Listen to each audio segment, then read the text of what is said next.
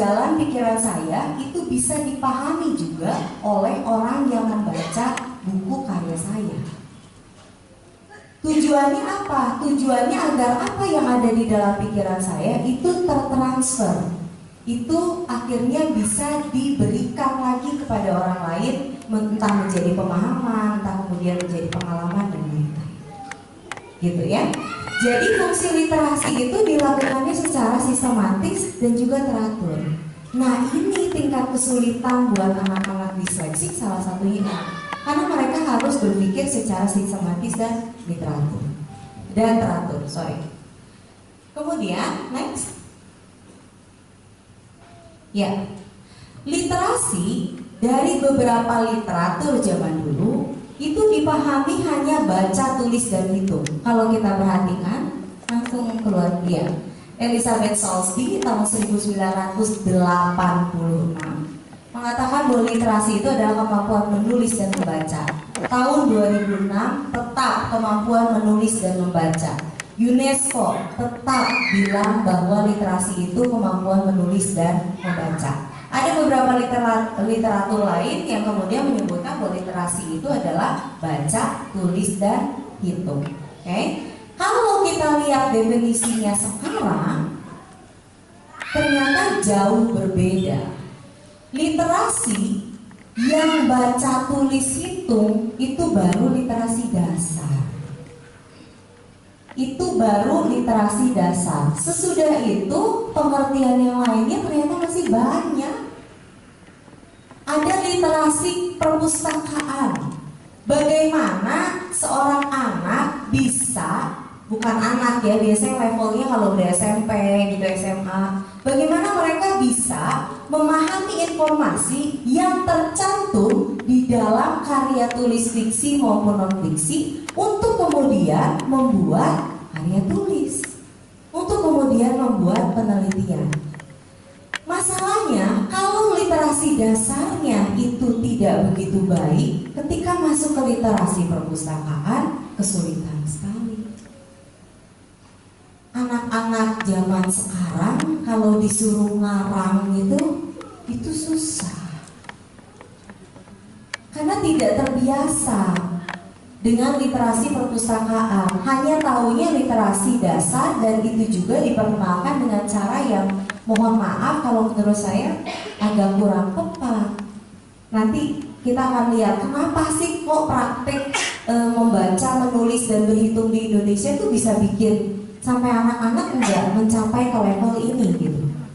Kemudian anak-anak juga harus tahu yang namanya literasi media. Sekarang muncul pengertian literasi media karena sekarang ada berbagai macam bentuk media. Informasi itu disampaikannya lewat berbagai macam bentuk media. Literasi kalau di zaman purba itu hanya ada literasi lisan. Kemudian muncullah literasi tulisan, dan tulisannya belum terlalu banyak. Muncullah literasi dasar. Sesudah semua orang bisa menulis, informasi jumlahnya menjadi sangat banyak, semua bisa bikin penelitian, adalah literasi perpustakaan. Sekarang kadang-kadang kita mempercayai sebuah hal bukan karena base evidence, bukan karena berdasarkan hasil penelitian. Kenapa? Karena semua orang bisa nulis dan bisa upload, mulai dari Google, Facebook, dan lain-lain. Harus ada literasi media. Harus bisa membedakan yang mana yang hoax, mana yang bukan, mana informasi yang benar, mana yang bukan. Taunya dari mana kebenaran itu? Dari logikanya. Karena kalau tadi kita lihat, literasi itu kan upaya manusia untuk menyampaikan isi pemikirannya secara logis dan sistematis. Ya. Kemudian ada literasi teknologi, supaya nggak gagap teknologi. Bagaimana mulai dari si Google, Yahoo, kemudian pokoknya segala macam yang ada di internet itu bisa digunakan dan orang-orang paham etikanya. Kalau misalnya beberapa ini deh ya, beberapa marketplace misalnya, kita mau jualan nih, misalnya di Tokopedia, kemudian jualannya jualan sepatu. kita dapat misalnya kiriman testimoni yang dikirimkan secara WhatsApp dari seseorang. Etikanya, kalau testimoni itu dikirimkannya lewat WhatsApp, berarti itu adalah pembicaraan pribadi. Ketika kita mau upload lagi di media sosial yang lebih besar, sudah seharusnya sama kita nomornya semua ditutup. Tapi rupanya ada juga banyak orang yang nggak mengetahui etika semacam ini. Ketika nyampe misalnya testimoninya, terima kasih ya sis gitu kan, barangnya bagus banget, pengiriman cepat dan lain-lain. Demi kepentingan kita untuk bisa jualan, kita upload lagi misalnya di Facebook. Padahal Facebook itu adalah ranah publik. Sedangkan WhatsApp itu adalah ranah private. Seharusnya nomornya ditutup dulu semua, supaya orang-orang nggak tahu, supaya nggak lihat itu nomornya ada berapa. Nah, etika-etika seperti ini perlu dipahami. Masalahnya kalau kita daftar ke Facebook, ke Google, ke WhatsApp, ke Telegram, ada kan syarat dan ketentuan gitu, terms and conditions. Saya pengen tahu siapa yang baca. Nggak ada, kita main accept aja. Ada kan tulisan kecil-kecil gitu kan ya, ada syarat segala macam, nggak dibaca lagi sama kita, accept aja. Anak kita bilang, Mimi, itu tuh Spotify bagus banget segala macam. Download kan kita aplikasi Spotify, keluar dulu pasti term and condition, main accept aja, nggak dibaca lagi. Itu literasi teknologi. Itu literasi teknologi yang seharusnya dipahami. Harusnya kita baca dulu gitu. Tapi kan di kita mah ya pokoknya nggak mungkin jahat, accept ya, selesai gitu ya. Kemudian ada literasi visual. Sekarang informasi selain disampaikan melalui pemaparan tulisan yang panjang, anak-anak zaman sekarang dan kita juga itu akan lebih cepat tergugah kalau mendapatkan informasi secara visual. Makanya kenapa anak-anak zaman sekarang banyak sekali kalau ditanya mau kuliah jurusan apa? DKV, Desain Komunikasi Visual. Karena image satu informasi kadang-kadang yang kita lihat gambarnya aja, belum baca isinya apa, gambarnya aja dulu. Kalau menarik ya kita baru baca, kalau nggak menarik mungkin kita akan tangkap informasi itu seadanya. Jadi sekarang berkembang lagi ada yang namanya literasi visual, ada banyak sekali. Tapi lagi-lagi sebelum kita bisa mencapai seluruh literasi yang lain, literasi dasarnya gimana? Gitu pertanyaannya. Coba kita lihat kondisinya. Ya, kondisi literasi dasar ya di Indonesia ya. Nah, kalau di ranking Indonesia itu yang ke-60 dari 61. Ini berdasarkan data The World's Most Literate Nation. Keinginan buat baca Indonesia itu ada ini di bawah Thailand, di bawah Kolombia, di bawah Afrika Selatan, di bawah Malaysia dan lain-lain. Ini kemampuan membacanya. Kalau matematikanya gimana? Sama juga, peringkat ke-69. Dan 2018 Indonesia dinyatakan darurat matematika, dinyatakan buta matematika. Sebelum kita bahas tentang literasi-literasi yang lain, ada juga yang menambahkan di situ di definisi ada literasi keuangan dan lain-lain. Literasi dasarnya ini harus kuat dulu, karena tanpa literasi dasar nggak akan bisa kemana-mana. Masalahnya itu. Nah, sekarang kita lihat kenapa sih bisa menjadi sangat berat. Sebetulnya ini adalah ucapan dari Marianne Wolf dalam salah satu bukunya. Dan menurut saya ini menarik. Literasi adalah sebuah proses yang tidak alamiah. Manusia tidak pernah terlahir untuk membaca simbol. Kemampuan manusia untuk mengenali simbol itu baru tercapai setelah ribuan tahun manusia eksis di bumi.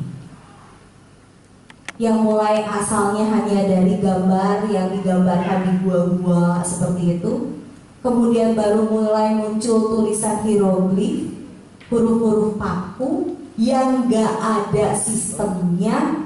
Kemudian muncul bahasa misalnya Mandarin, itu kan yang tertua, yang urutannya luar biasa sulit. Sampai sekarang di Tiongkok sana juga orang-orang menulis itu sulit, bahkan orang Tiongkoknya gitu, karena aturannya luar biasa belibet. Sampai akhirnya sebetulnya Indonesia masuk ke sistem yang seharusnya bisa dipakai, itu adalah sistem phonics, menggunakan bunyi-bunyi huruf, dan itu yang paling sederhana.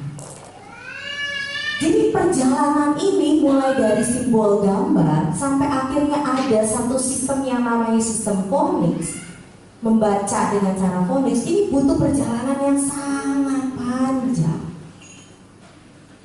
Dan ini tidak pernah terjadi secara alamiah. Artinya apa? Harus diajarkan. Dalam hal ini sebetulnya saya agak kurang setuju sama kalau tadi kan Ibu Rega menampilkan ada masyarakat A, ada masyarakat B ya. Masyarakat B itu yang menganggap bahwa karena sulit, ya udahlah nggak usah gitu. Biarkan saja anak-anak ini senangnya gambar ya gambar. Mereka misalnya maunya main sepanjang harinya main gitu. Nah saya termasuk tipe yang juga kurang setuju dengan pendapat ini. Karena literasi itu harus diajarkan. Itu harus diajarkan. Ini bukan kemampuan alamiahnya manusia. Kalau ini menjadi kemampuan alamiah manusia, tidak mungkin peradaban mulai muncul ketika tulisan pertama kali ditemukan di Mesir. Seharusnya jauh sebelum itu dong. Jauh sebelum itu seharusnya udah disebut ada sejarah dong, ada peradaban. Ini tidak.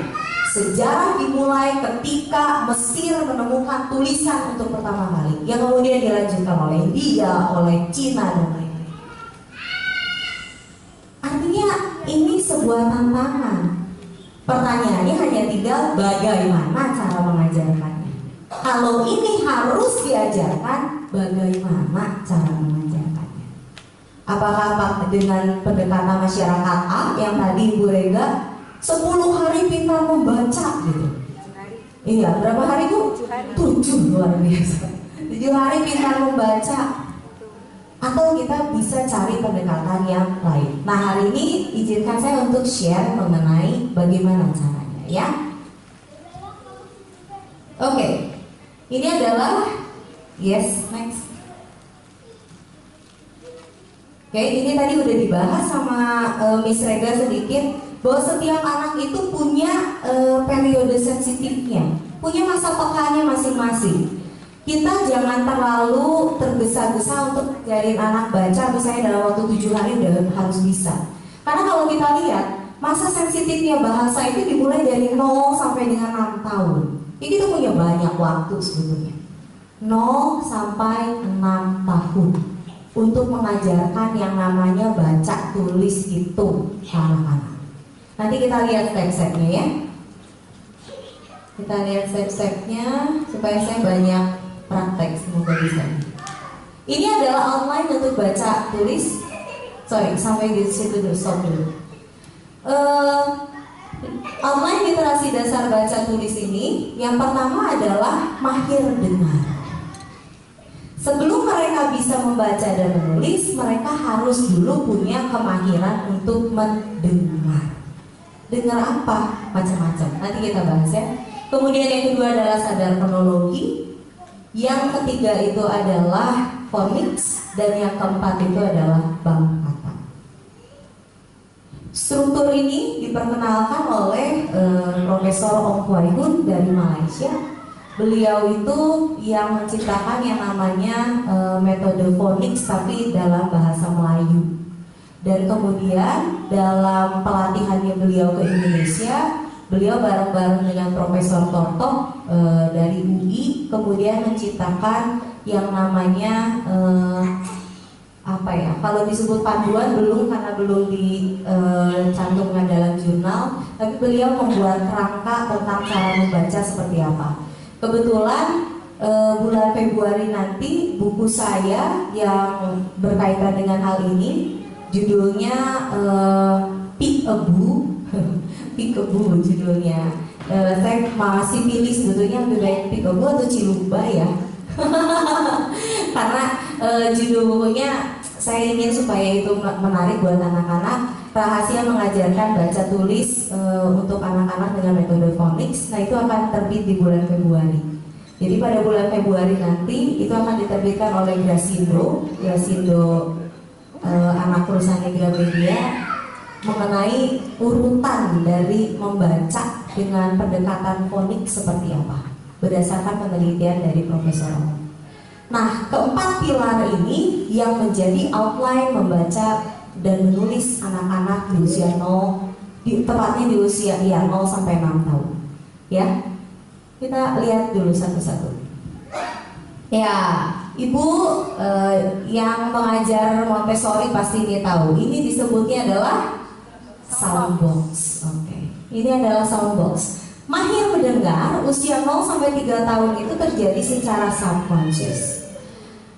Bapak Ibu, siapa yang pernah dengar masalah seperti ini? Kalau anak terlambat bicara, yang pasti disalahkan itu adalah ibunya. Akan dicari kebiasaan ibunya yang dianggap tidak ngajarin anak itu ngomong. Ibunya terlalu sibuk sih, anaknya pakai gadget, gak diajak bicara dan lain-lain. Itu betul atau salah? Itu betul atau salah? Betul. Ketika orang-orang di sekitarnya tidak mengajak anak itu bicara usia 0 sampai 3 tahun, kemahiran mendengar dia secara subconscious itu kurang. Itu betul sekali. Tapi sedihnya sekarang banyak juga ibu-ibu milenial, ibu-ibu zaman now gitu ya, mican, mami-mami cantik gitu ya. Itu yang kalau pergi dengan anaknya bukan sibuk ngajakin anaknya ngomong, tapi cuma ngasih gadget. Apalagi saya tuh sedih banget kalau misalnya lihat di food court kayak gitu, anak didudukin di baby stroller, kemudian gadgetnya di depan. Dan dia disuapin tanpa perjuangan, dia tuh cuma yang aduh, saya sedih banget itu. Tapi ini Indonesia, saya nggak bisa yang bu maaf jangan gitu dong, kasih. Wah, saya bisa dihujat mungkin ya. Tapi itu sedih sekali loh saya lihatnya. Usia 0 sampai 3 tahun kemahiran mendengar itu terjadi secara subconscious. Anak dengar apapun dari siapapun tanpa filter, tanpa batasan benar dan salah. Ketika kita bicara di depan anak-anak semuanya adalah rentetan bahasa binatang, anak-anak juga akan dengar. Ketika kita bicara di depan mereka dengan kata-kata yang baik, dengan kata-kata yang halus, kata-kata yang terstruktur, mereka juga dengar. Makanya sebetulnya kalau ngajarin ke anak-anak tuh, misalnya anak usia 0 sampai 3 tahun, ih itu lucu ya, gegok, kamu ucapa namanya, minum cucu, mau minum cucu, aduh itu merusak sekali itu. Tapi sampai sekarang masih ada loh yang seperti itu. Minum cucu mau, cucu, bobo yuk, bobo, gitu kan. Kecilnya diajarin ini gogok, ketika udah besar sedikit dibilangin ini anjing, kan beda. Kenapa gak dari awal aja diajarin ini anjing gitu loh? Atau misalnya orang tua yang agak ke Inggris-Inggrisan, ini dog, ini tapi dog itu kan ini, geli ya. Kalau mau pakai dog tuh pakai this is gitu loh ya, this is dog gitu, itu baru betul. Ini kan ini dog gitu kan, ini dog itu chicken.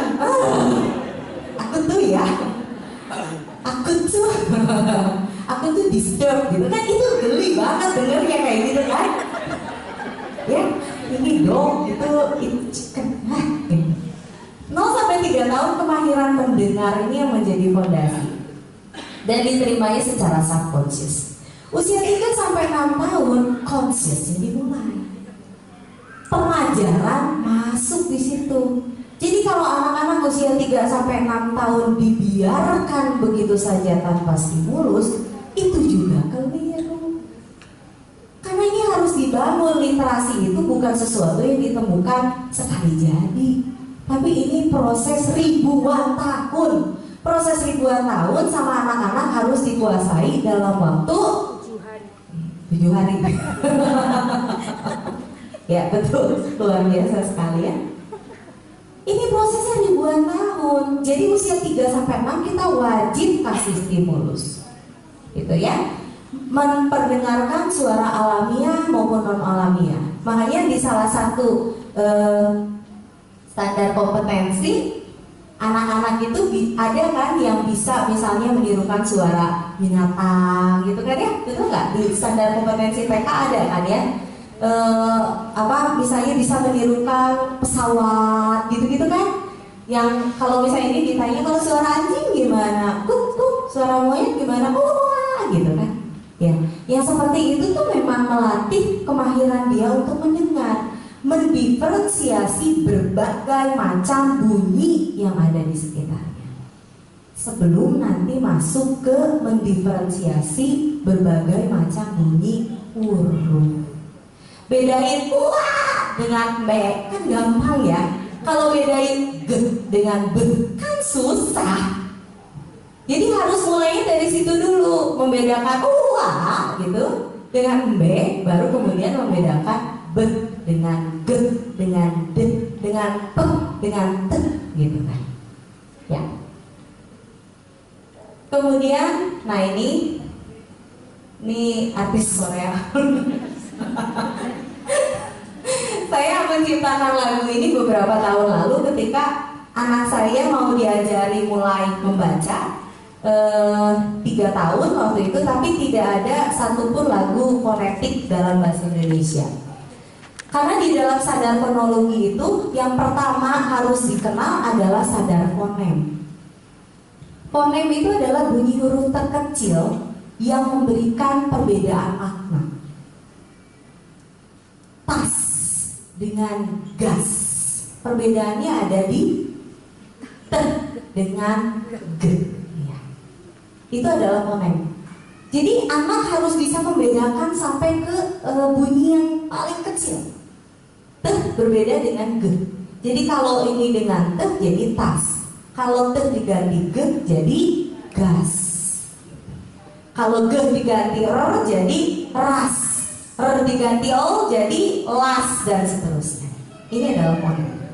Baru kemudian sadar suku kata. Bahwa kalau misalnya gas itu berapa suku kata? 1. Kalau misalnya bilangnya misalnya apa? Bambu berapa suku kata berarti itu? 2. Gitu ya. Nah, anak saya waktu umur berapa ya? Anak saya yang kedua 2 tahun gitu, 2 tahun atau 3 tahun lupa saya. Kalau dia bilang mau pergi ke Pangandaran, dia selalu bilangnya, ayo mami kita ke Pandaran. Pandaran. Nah itu sebuah masalah. Seharusnya kita langsung memperbaiki itu karena ada sadar suku kata.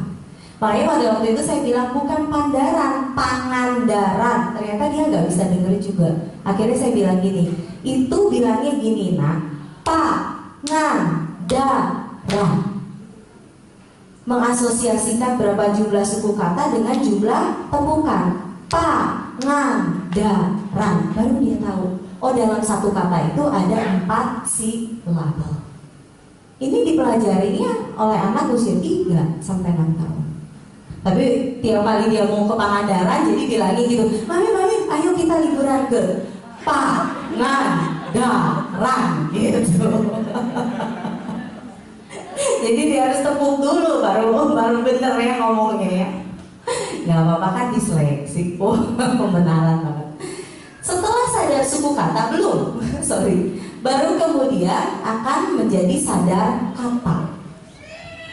Dan sesudah sadar kata, baru kemudian menjadi sadar rima.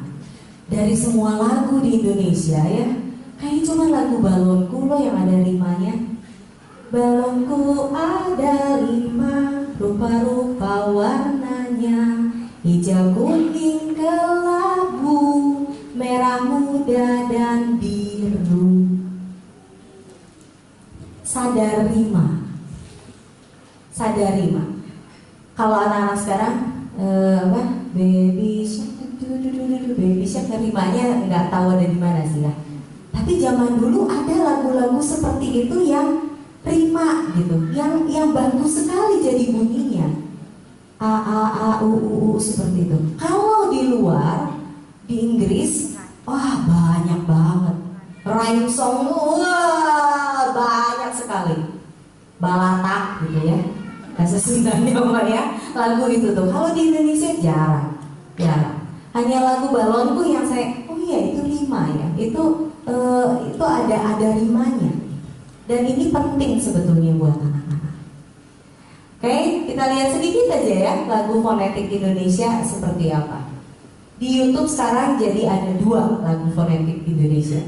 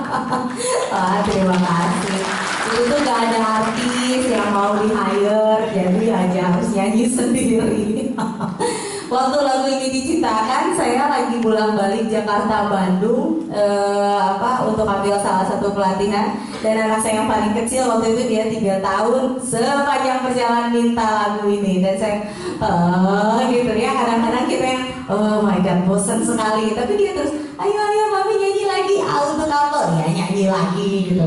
Bayangkan perjalanan macet di Bekasi gitu ya, dan kita sudah sangat lelah, udah apa, tapi anaknya masih sangat semangat, ayo nyanyi lagi, ya baiklah gitu. Jadi lagu tadi ya sampai sekarang saya masih suka dapat banyak dari orang tua, katanya terima kasih karena ada lagu fonetik Indonesia. Ya awalnya saya nggak bermaksud untuk ini, hanya supaya anak saya bisa mengingat macam-macam fonem gitu aja.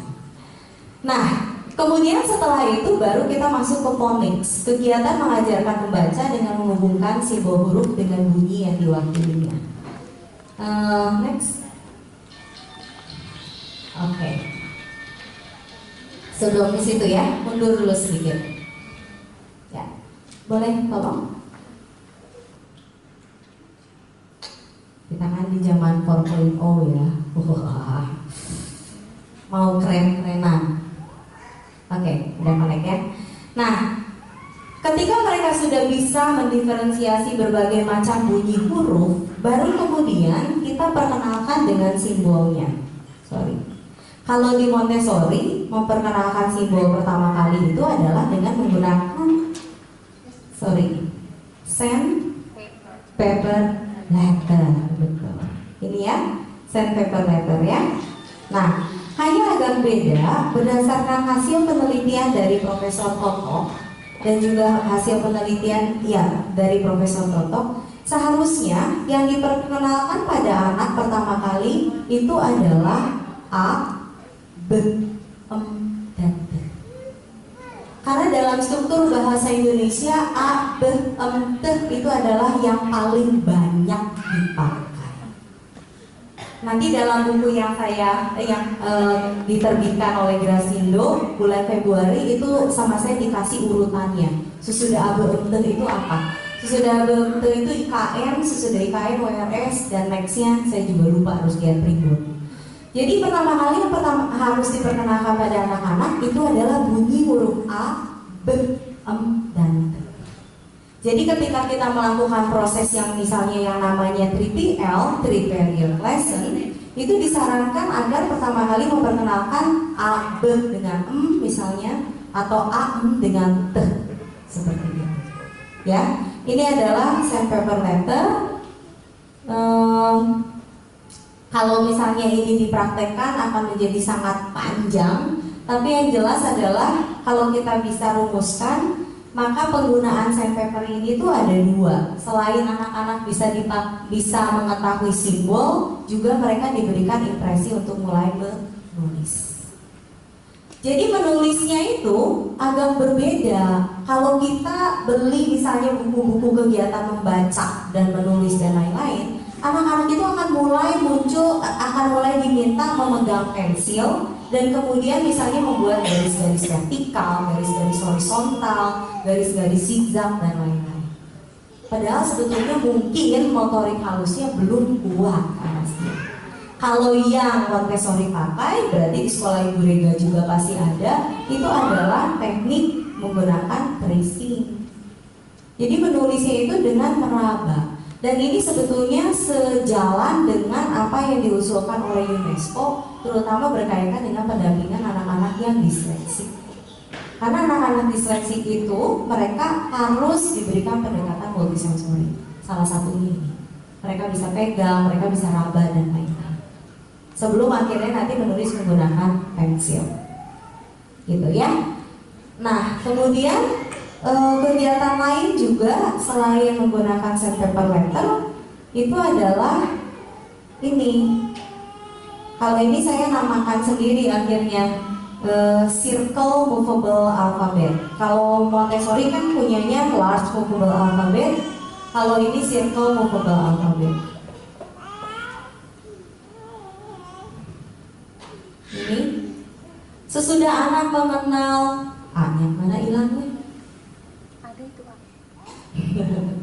Sesudah anak mengenal berbagai macam bunyi huruf menggunakan lagu fonetik, kemudian diperkenalkan dengan sandpaper letter, maka kemudian keterampilan dia untuk mengenali fonik sama kita harus ditingkatkan. Nah, kelihatannya? Oke. Kegiatannya biasanya seperti ini. Kita ambil A, B, T dulu.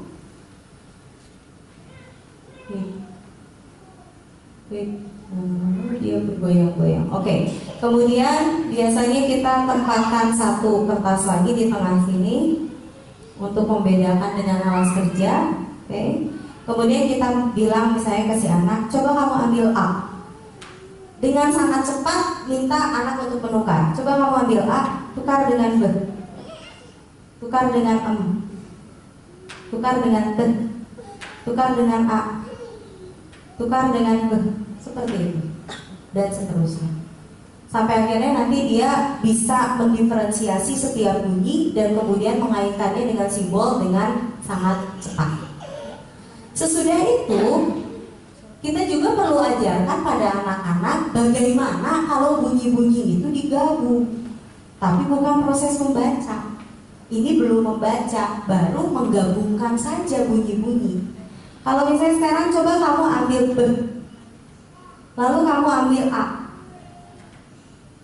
Bunyi B dengan A kalau digabung seperti apa ya? Kita akan gabungkan B dengan A. B, A, B, A, B, A, B, A, B. Moga-moga gak delay. B-nya itu maju kalau Bapak Ibu perhatikan. B, A, B, A, B, A, B, A, B. Ini memberikan asosiasi konkret pada anak-anak. Oh, seakan-akan bunyi itu kalau digabung tuh gitu loh. Asalnya terpisah, ini B, ini A. Kemudian kalau digabung tuh ini jadi ngedeketin sampai kemudian akhirnya menimbulkan bunyi baru. Tapi ini bukan proses membaca. Jadi kalau zaman kita dulu yang spelling itu mirip, bedanya apa? Bedanya kita spelling huruf dan itu mustahil Bapak Ibu. Ini kita kenal sebagai apa? B. Ini apa? C. A. Kalau digabung jadi apa? Bea. Kenapa jadi B? Kan aneh jadinya. Makanya waktu anak saya diminta untuk menuliskan becak, yang dia tulis apa? B, C, A. Hanya sih udah lewat, udah nggak kedengeran sama dia. Karena kita kan tidak terbiasa untuk bilang gini, coba tulis becak, coba tulis becak. Kita nggak pernah ngomong gitu. Coba kamu tulis becak, nggak pernah. Kita masih ngomongin becak, tulis becak. Nanti tiba-tiba keluar K-nya gitu loh. Kenapa jadi harus ada K? Kemudian diminta untuk baca lagi, dia bilang gimana? Becak K. Karena belakangnya K. Becak K. Makanya saya stres banget waktu itu Bapak Ibu. Serius saya stres banget. Menggunakan pola pendekatan babi bu bebo nggak berhasil. Kemudian pakai metode saya dulu waktu diajari membaca. Ini A, B, C, D. Kemudian digabungin B dengan A. Ayo B sama A jadi apa? B ya dia bilang. Kalau tulis kakak, tulisnya gimana? Ya kakak aja. Lalu saya tanya, ini A-nya kemana? Kenapa harus ada A-nya? Dia tanya balik. Kak itu sudah ada A, kata dia. Mateng nih saya bertengkar sama anak umur 6 tahun ya. Kakak kenapa harus dia tulis ada A lagi? Dia bilang. Hal-hal seperti ini yang sampai akhirnya membuat anak-anak boro-boro mau baca panjang. Baca pendek aja kayaknya udah nggak make sense gitu loh. Udah nggak masuk akal. Baca pendek aja sulit banget buat mereka. Mereka harus bisa membedakan bahwa becak itu memang pakai E gitu. Tapi kalau saya bilang BCA nggak boleh pakai E, kan diskriminatif ya. Kalau tulis becak harus ada E-nya, tapi saya bilang BCA, kok nggak boleh jadi BE, CEA? Itu kan diskriminatif banget dan itu sulit. Tapi zaman dulu misalnya anak-anak kayaknya nggak nemuin masalah, waktu kita juga baca nggak nemuin masalah. Balik lagi tadi Bapak Ibu, kemampuan mahir dengar kita itu tidak dirusak oleh teknologi. Paling jauh apa sih kita? Ciunyil. Itu juga seminggu sekali. Sisanya apa? Berpacu dalam melodi gitu kan. Kalau anak-anak sekarang kemahiran untuk mendengarnya udah kurang. Meningkat ke usia 3 sampai 6, belajarnya fondasinya tapi udah nggak kuat, berantakan. Kira-kira gitu ya. Nah ini adalah untuk kegiatan-kegiatan untuk meningkatkan phonics. Dalam buku yang nanti diterbitkan ini semua sama saya ditulis. Nah kalau bisa menggabungkan B dengan A dengan B juga kan menjadi sangat mudah digabung. A, B, A, B, A, B, A, B, A, B. Gampang. Jadi buat mereka nggak akan ada masalah ketika menemukan struktur misalnya KV. Kalau anak-anak sekarang ketika mereka belajar babi bu bebo, disuruh untuk menulis bumbu huruf apa apa ini lah? M. Buat mereka bumbu itu sulit, makanya jadi harus ada dikte khusus. KVK, kafe, atau kafe, KVK, kakak, cecak, retak misalnya, balas misalnya, apalagi yang kafe, KVK. Karena buat mereka sulit, tidak terbiasa untuk menggabungkan bunyi. Jadi buat mereka yang seperti itu tuh harus dipelajari baru dan caranya dihafal. Balik ke slide ya. Oke. Nah, kemudian selanjutnya sesudah mereka mengenal yang namanya phonics, barulah masuk ke tahapan yang namanya membaca.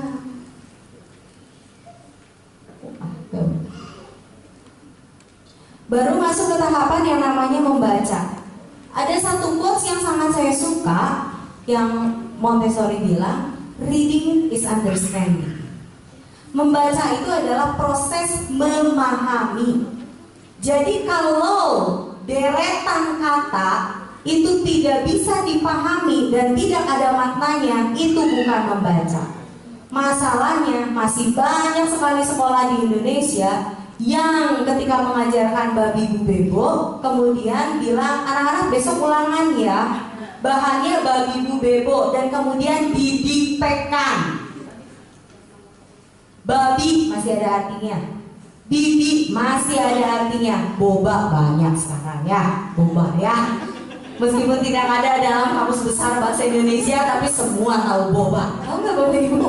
Aduh, di Bandung tuh kalau ngantri nguler gitu ya. Semua mau boba, padahal itu adalah apa kalau di kita mah ya, bubur apa itu? Candil, bener kalau di kita mah candil. Kalau mereka mah boba warnanya hitam gitu kan. Babi ada artinya, boba ada artinya, tapi kalau udah mulai masuk ke bube, bobi ada artinya, bobu. Terus anak-anak tanya, bobe itu artinya apa bu? Nggak ada artinya. Ya buat apa dibaca dong ya? Itu buat mereka apa kerja keras yang nggak ada hasilnya. Karena dulu anak saya juga ngalamin begitu loh Bapak Ibu. Dan saya berdosa itu anak saya yang paling besar. Ayo dikte sekarang, babi bu bebo dulu. Babi apa? Kan babi itu babi, kamu nggak tahu babi yang warnanya pink loh, udah beres gitu kan? Bibi apa? Bibi itu adik perempuannya ayah atau ibu. Jadi kalau hamil makan suka manggilnya pakai bahasa ini kan, bahasa kekerabatan Tionghoa. Jadi kita manggilnya bibi itu kamu panggilnya Ii itu bibi gitu, dia baru ngerti gitu kan. Kemudian udah mulai masuk ke bube apa Bi? Gak ada artinya, hah? Gitu ya, hah? Udah susah payah nulis, gak ada pula artinya. Gimana coba rasanya kita juga kalau kita udah susah payah nulis, lalu kemudian orang lain bilang ya udah ini gak ada artinya, kan bencinya setengah mati gitu, itu yang terjadi. Makanya kenapa anak-anak sekarang disuruh baca banyak tuh yang ya sudahlah gitu, baca buat apa sih baca? Toh nggak ada artinya. Nah kalau di Montessori yang saya sangat suka adalah bahwa kita mulainya dari sini. Reading is understanding. Tadi ada ya slide-nya di di slide-nya Miss Rega ya.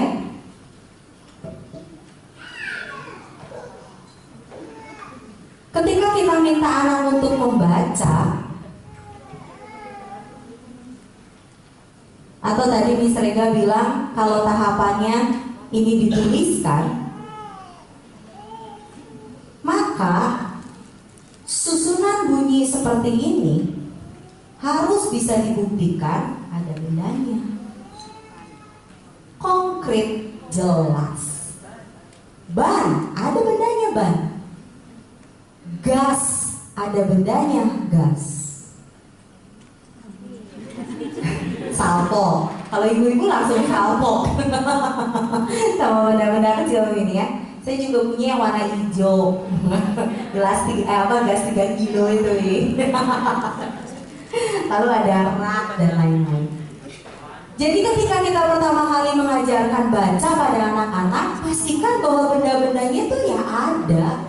Jangan membaca sesuatu yang tidak ada artinya. karena itu akan meruntuhkan keinginan dia untuk membaca. Itu ya kira-kira ya. Nah, dengan begini maka sebetulnya bank katanya akan ikut berkembang. Itu adalah literasi yang baca dan tulis. Sekarang kita mau literasi matematika. Oh ini kelemahan dulu literasi tulisan. Ini lucu nih ya. Bapak Ibu perhatikan headline-nya. Nadiem Makarim sebut calistung bukan hal terpenting dalam pendidikan. Bawahnya soal yang cepat-cepat. Bawahnya soal pro kontra calistung di PAUD, ini 5 tanggapan Mendikbud Nadiem. Bapak Ibu dari 2 headline itu ada perbedaan atau dua-duanya sama? Kesan yang ditimbulkan gimana? Yang pertama, Nadiem Makarim sebut calistung bukan hal terpenting dalam pendidikan. Yang kedua, soal pro kontra calistung di PAUD, ini 5 tanggapan Mendikbud Nadiem. Kesan yang ditimbulkan sama atau beda? Atas dan bawah? Beda. Yang atas gimana, yang bawah gimana? Yang atas? Yang atas kenapa Bu? Abaikan calistung. Yang bawah dono. Yang bawah nggak kelihatan. Iya betul. Bapak Ibu, kalau di dunia sosial media seperti ini, wah udah bukan rahasia, ada yang disebut sebagai clickbait. Media-media tertentu tuh menggunakan bahasa apa saja untuk membuat orang tertarik dan ngeklik, gitu ya. Ini adalah salah satu kelemahan literasi tulisan yang kemudian dipakai dijadikan cara, dijadikan alat untuk menangkap orang-orang yang memang kemampuan literasi dasarnya nggak begitu baik. Kalau guru-guru lihat yang atas, guru-guru misalnya yang maaf sekali, yang pendidikannya terbatas gitu, baca Nadiem Makarim sebut calistung bukan hal terpenting dalam pendidikan, bisa-bisa dia ngadep ke kepala sekolah dan bilang kata Pak Menteri juga nggak penting. Padahal kata ter dengan penting itu kan beda. Ter itu kan paling ya.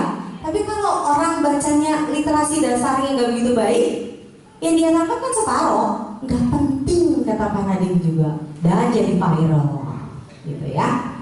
Kalau yang bawah memang kan tidak begitu menarik. Soal pro kontra calistung ini tanggapannya, harus baca, nggak ada gitu artikel yang udah langsung kesimpulan kan, gitu kalau di Indonesia. Kalau yang atas tuh dia clickbait banget. Jadi seakan-akan memang sengaja dibuat supaya orang tertarik masuk, padahal nanti kalau udah di dalam isinya sama aja.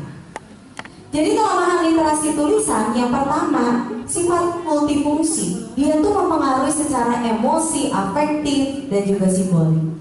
Kemudian yang kedua, artinya itu tidak eksak, tidak clear, tidak pasti, bisa multitafsir. Kemudian konotasinya membangkitkan emosional. Ada emosional yang terbangun. Makanya kalau mau jualan zaman sekarang harus belajar yang namanya copywriting, dibangun emosionalnya. Kalau dulu bahasa iklan kan cuma satu, misalnya kecap nomor 1, misalnya gitu kan, si dari Malika hitam gitu ya, apa langsung. Kalau sekarang kan enggak. Kalau sekarang harus ada copywritingnya dulu, misalnya Bapak Ibu ingatkah ketika misalnya, atau kalau enggak ini 5 rahasia keluarga harmonis, bawahnya kecap gitu kan. Harus ada dulu copywritingnya. Zaman sekarang jualannya begitu Bapak Ibu. Jadi kalau nggak bisa nulis nggak bisa jualan. Ya, karena kan begitu ya. Lihat semua pakai cerita, konotasinya bersifat emosional. Kemudian next. Berbeda sekali dengan matematik. Kalau kita lihat matematika, ya kita agak cepat aja ya. Ini juga logika. Oh, saya nggak tuliskan di situ. Kalau berbeda sekali dengan matematika. Kalau matematika itu sifatnya dia eksak dan dia sifatnya akurat, presisi. tidak membangkitkan emosi apapun. Misalnya gini deh, saya tanya, orang yang ada di ruangan ini banyak atau sedikit? Kalau pertanyaan saya banyak atau sedikit, berarti itu literasi tulisan dan lisan. Bapak Ibu bisa jawab banyak kalau dibandingkan misalnya dengan apa. Tapi Bapak Ibu juga bisa jawab sedikit karena misalnya masih ada bangku-bangku kosong. Atau misalnya dibandingkan dengan jumlah penduduk yang ada di Cirebon. Itu membangkitkan emosi. Kita yang hadir di sini bisa merasa senang. Oh, banyak yang datang. Kalau kitanya misalnya selama ini ikut dalam seminar-seminar kecil. Tapi kalau kita terbiasa misalnya ikut dalam seminar yang ribuan, ketika masuk ruangan ini, cuma segini, membangkitkan emosi. Tapi kalau saya bilangnya, jumlah orang di ruangan ini misalnya 87, ada emosi nggak di situ? Clear, straight, langsung, akurat, presisi. Jumlah orangnya berapa? 87. Ya udah, 87. Stop sampai situ. Nggak jadi banyak, nggak jadi sedikit, nggak jadi lebih, nggak jadi kurang. Makanya kemudian matematika itu juga tergolong di dalam salah satu literasi. Karena isinya juga simbol untuk menyuarakan pemikiran, tapi sifatnya dia lebih to the point, lebih eksak, lebih akurat, lebih presisi. Gitu ya. Nah, karena sifatnya yang seperti itu, maka matematika itu harus diperkenalkan dari konkret ke abstrak.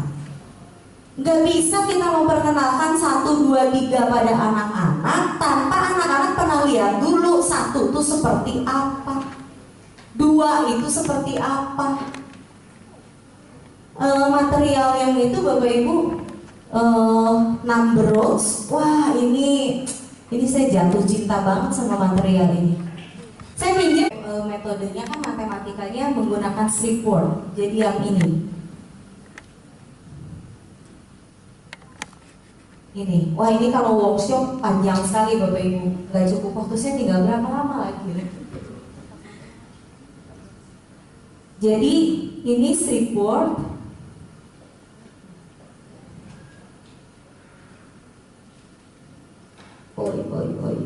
Ya. 9 ditambahkan 9 itu akan selalu membentuk ikatan bilangan dengan 1 sehingga membentuk 10. Kenapa? Karena tingkatan bilangannya tadi kan jelas. Satuan itu akan kalau sudah ada 10 pindah dia jadi puluhan. Jadi yang ini, betul? Kalau ininya ada 10, dia akan pindah menjadi ratusan. Dan kalau ratusannya ada 10, dia akan pindah menjadi ribuan. Nah, konsep ini juga tetap dipakai. 9 harus jadi 10 dulu. Berarti 9 butuh 1.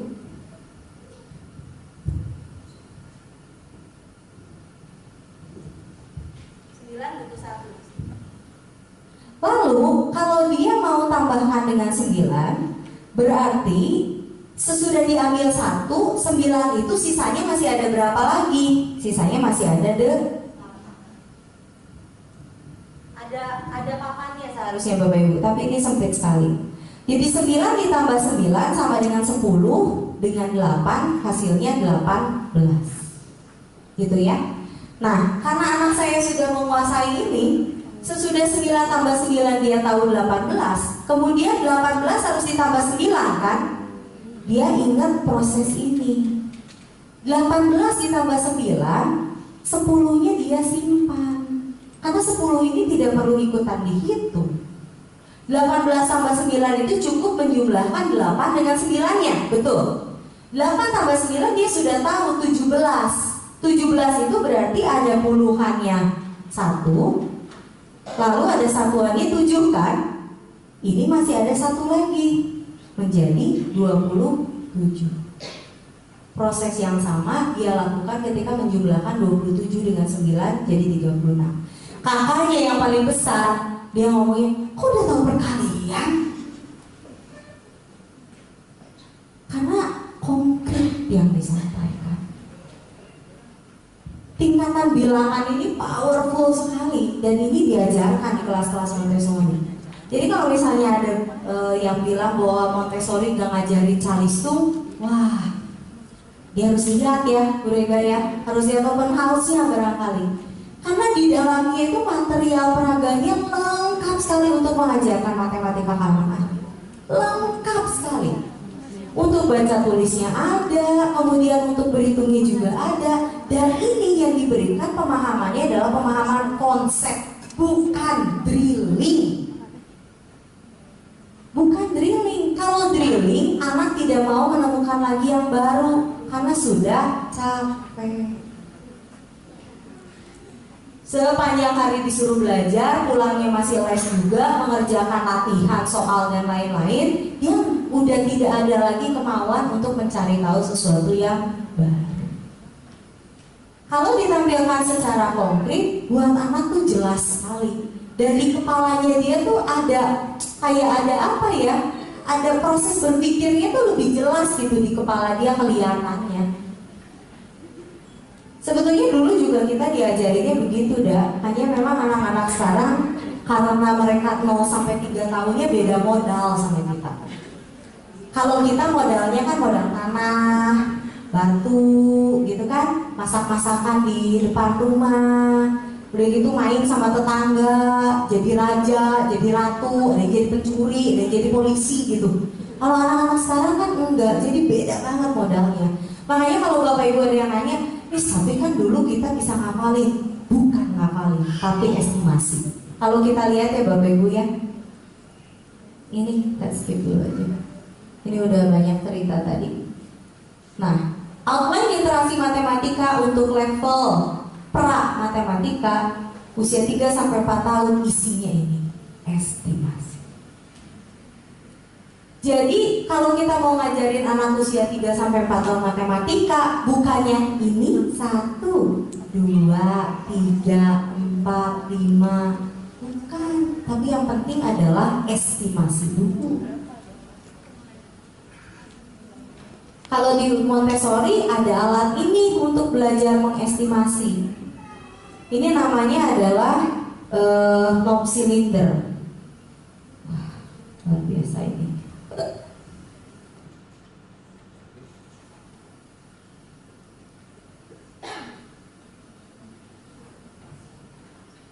Ya, ini knob cylinder.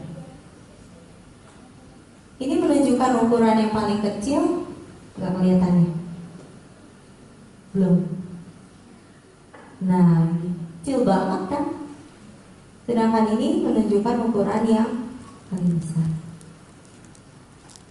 Satu knob cylinder ini isinya ada 10. Jadi sebetulnya ini memperkenalkan pada anak-anak 1 sampai 10. Tapi secara konkret. Nah, kalau material ini dipakai oleh anak-anak yang tidak bisa mengestimasi, Bapak Ibu, biasanya caranya mereka begini nih ketika memasukkan knob cylinder. Misalnya kita minta mereka untuk masukkan ya, mereka tuh gini loh. Satu-satu, gak bisa mengestimasi. Jadi kalau misalnya Bapak Ibu mau adakan material ini di rumah, kemudian cek aja cara anak Bapak Ibu gimana. Kalau dia bisa mengestimasi, dia akan bisa langsung memasukkan. Tapi kalau nggak bisa, dia bakal gini. Terus dicoba. Bahkan kadang-kadang kalau masuknya ke tempat yang lebih besar juga dia nggak punya monitoring bahwa itu salah. Nanti ada yang disimpannya begini gitu kan ya. Udah selesai. Gitu. Delay ya. Nah, gitu. Bentuk-bentuk seperti ini tuh menunjukkan bahwa anak itu tidak punya kemampuan untuk mengestimasi. Jadi untuk anak-anak yang usia yang pra matematika, paling penting itu adalah ngajarin pada mereka kemampuan estimasi, membuat pola, mencari persamaan, mencari perbedaan, itu yang paling penting. Kenapa? Karena matematika tuh dasarnya itu semua. Kalau kita bilang misalnya hitunglah kecepatan. Kecepatan itu berkaitannya dengan apa? Jarak dan waktu kan. Tidak pernah berkaitan dengan volume. Kecuali debit. Namanya udah beda lagi kan. Tidak pernah berhubungan misalnya dengan luas. Kalau mau juga keliling, ya. Kalau diketahui kelilingnya, kemudian ada kecepatannya bisa. Tapi kalau luas nggak bisa. Nah, kalau anak cuma ngapalin rumus, wah penuh isi kepalanya. Segala sesuatu sama dia dihafal. Mabok. Makanya anak-anak SD, makanya gak heran Indonesia darurat matematika. Karena semuanya harusnya dihafal dan bukan dipahami. Konsepnya tidak kuat. Ya, next. Itu usia 3 sampai 4 tahun. Kemudian kalau usia yang matematika usia dini, itu apa aja yang dipelajari? Matematika usia dini itu mereka mempelajari 1 sampai 10, tingkatan bilangan, kalkulasi dasar, dan mengenal yang namanya belasan. Tingkatan bilangan itu yang tadi. Golden Bits itu saya sampai sekarang suka iseng sih cari-cari selain Golden Bits apalagi ya yang bisa ngasih tahu gitu tentang tingkatan bilangan. Tapi sampai saat ini saya belum nemu loh. Karena cuma ini yang paling mudah. Kalau misalnya yang lain dulu ingat gak kita lidi-lidian, bikin lidi gitu kan, ngumpulin lidi, kan nggak pernah ada yang nyampe 1000. Betul nggak? Coba dikasih tugas sekarang, ibu-ibu misalnya guru SD di sini siapa? Udah gitu minta ke orang tuanya coba mengumpulkan lidi satuan 1 sampai 9 gitu kan, kemudian puluhan ada 90, kemudian ratusan 100 sampai 900 diiketin gitu dan ribuan. Wah ngamuk kayaknya orang tua. Gak ada lagi yang menggantikan sampai sejauh ini. Dulu saya pernah coba pakai kertas lembaran Bapak Ibu. Jadi kalau 1 tuh pakai persegi gitu kecil ya. Kalau 10 berarti kan ke bawah gitu. 100 gitu ya. Waktu udah bagian 1000 saya bingung juga gimana bikinnya. Karena 1000 gitu. Masa sama saya harus digelar gitu kan kertasnya panjang sekali kan nggak mungkin. Golden Bits ini yang paling enak. Dan ini kepake terus. Tingkatan bilangan tuh kepake terus. Kalau di level SD, Golden Bits yang tadi kan hanya belajar tentang satuan, puluhan, ratusan, ribuan ya. Kalau untuk SD itu bisa untuk desimal. Pola pikirnya gimana? Pola pikirnya gini, sesuatu yang bisa diperbesar sama kita bisa diperkecil. Jadi kalau level yang paling kecil itu unit atau satuan, kemudian diperbesar menjadi puluhan, diperbesar lagi jadi ratusan, diperbesar lagi jadi ribuan, maka kalau diperkecil 10 namanya jadi persepuluhan atau 0,1. Diperkecil lagi 10 namanya perseratusan 0,01. Diperkecil lagi 10 namanya berseribuan. Jadi konsep berpikir seperti ini tuh wah ini penting dan powerful sekali. Anak-anak kami tuh anak-anak diskalkuli yang ada di sekolah. Di homeschooling kami tuh anak-anaknya diskalkuli. Ngitungnya juga aduh luar biasa ketika pertama kali masuk Bapak Ibu. Tapi menggunakan material konkret, mereka nggak sibuk lagi ngitung pakai jari. Dan kalau anak udah ngitung pakai jari itu kasihan sebetulnya. Karena kapasitas jari kita tuh nggak banyak, cuma ada segini-gininya. Ketika diminta untuk menghitung kayak tadi 9 tambah 9 tambah 9 tambah 9, gimana caranya? Mau pakai kaki juga udah gak cukup. Minjem kaki temennya yang mana bisa gitu kan. Jadi ada banyak hal lah yang menjadi PR kita sama-sama. Yang jelas gerakan untuk mengajarkan matematika secara konseptual ini mulai ada di Indonesia. Karena semua udah khawatir, ini mau gimana nih anak-anak kita kalau misalnya di tengah industri 4.0, literasi dasarnya juga masih belum gitu. Kita mau gimana? Makanya ini jadi gerakan di banyak tempat. Kemarin saya ikut temu pembicara Nusantara di sekolah Cikal yang punya Najila Shihab itu. Wah, itu saya ketemu banyak sekali guru-guru hebat di sana dan terinspirasi sekali dengan kemerdekaan mereka untuk menciptakan metode baru, penemuan baru dalam mengajarkan materi-materi pembelajaran. Wah, pokoknya keren sekali.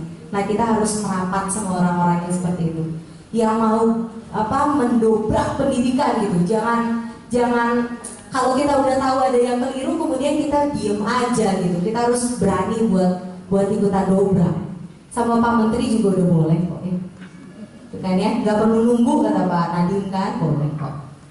Nah, itu matematika SD, decimal system operation, pecahan, geometri, banyak sekali.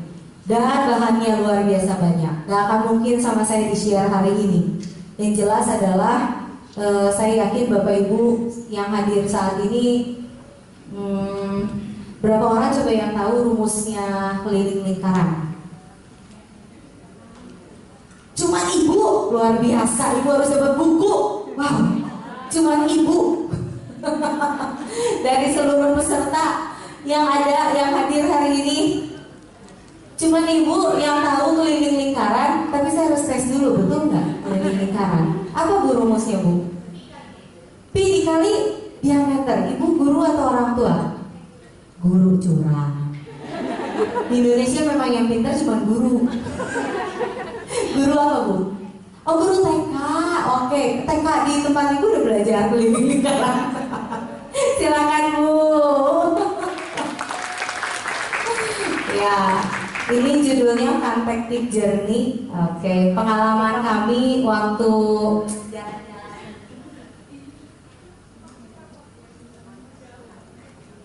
Terima kasih ya bu ya. Nah, dari sekian banyak orang yang hadir hari ini, cuma satu yang tahu rumus keliling lingkaran. Kalau ada banyak yang tahu, saya nggak akan kasih door prize sih, karena bukunya juga nggak banyak. Tapi hari ini cuma ada satu yang tahu. Artinya kan kita selama ini kemana aja, gitu ya. Padahal kalau kita bahas yang namanya rumus seperti itu, wah itu seru, tapi itu panjang waktunya. Dan Bapak Ibu harus sudah sangat kuat mental ketika menghadapi workshopnya. Karena kalau enggak nanti biasanya udah sore-sore itu udah keliengan gitu ya. Semua bahan matematika dimasukkan dalam satu hari ya. Tapi sebetulnya menyenangkan sekali mempelajari itu. Nah, setelah kita bicara panjang dari tadi, sebetulnya